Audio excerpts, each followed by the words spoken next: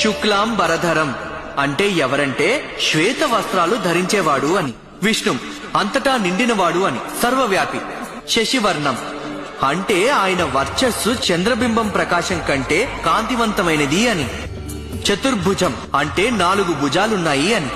ప్రసన్నవదనం ఆయన మొహంలో దయ కరుణ ఉట్టిపడుతుంటాయి అని. ధ్యాయేత్ రండి వారిపైనే దృష్టి కేంద్రీకరిద్దాం.